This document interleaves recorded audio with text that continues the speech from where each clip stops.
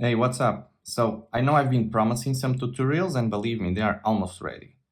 But because I've been asked a lot about this case here, the Dich Studio case, which I've been using with my pocket operators, I decided to do a quick review about it. I have had the cases for just over 4 years with the PO33KO and also with the PO32 Tonic, and so far it has been a positive experience. There are some less good points that I will talk about it in a moment. The case comes as a kit, which means we have to assemble it. There are a lot of pieces and you need super glue to glue the top of the base of the buttons. You can buy one case or a pack of 3, which is cheaper. At the time I paid $97 for the pack, including shipping.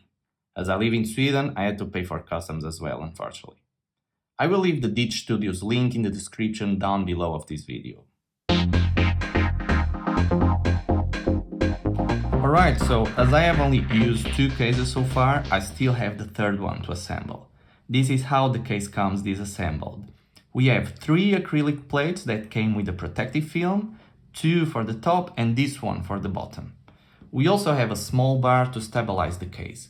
I think this idea is quite ingenious because it gives the case extra stability. It goes here. Then we have a bag with screws, nuts, 4 rubber pads to place underneath the case so that the PO doesn't slide. I believe also this small screw came with the case to tighten the screws. We have a sheet with the buttons, and finally we have a small sheet with instructions and a QR code to access the assemble guide. Regarding the buttons, each has 2 pieces that we have to glue. For this we need super glue to glue them one by one. And this part is the most tedious and takes some time, as well as placing the buttons on the board. You also have the option of buying the buttons already assembled, which costs around $6 extra per case. Overall, it's a bit of a time-consuming process, especially gluing the buttons. Alright, now, positive points. It's a very solid case. It protects the PO very well, especially in the front and in the back, as you can see here.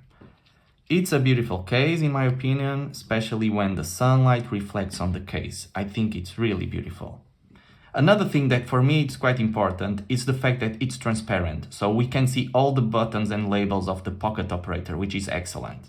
So for example, one thing that I really don't like about the original CAX case from Teenage Engineering is that we don't see any of the labels and we only have symbols around them, which doesn't help much. Okay, now let's get to the cons, and not so many. I would say the assembly process, which is a little bit time consuming, especially gluing all the buttons together. But hey, you can always pay a little bit more and buy the buttons already assembled. The only disadvantage for me is actually the tactile sensation of the buttons. Compared to the original TE case, the buttons here on the Dich Studios case are a little hard and sometimes it doesn't feel super nice when you click them. It's not a deal breaker, but if they were softer like the TE case, which are made of rubber, the experience will be better in my opinion. Alright, overall, I think it's an excellent case, and after 4 years of use, I don't regret buying it. The only thing I would like to improve will be to have softer buttons like the ones in the Teenage Engineering case. And that's it. I hope this review was useful. Drop a comment if you have any questions, or just tell me what you think about this review. Subscribe to the channel for more content and pocket house music. Thank you for watching, take care, and long live Pocket House.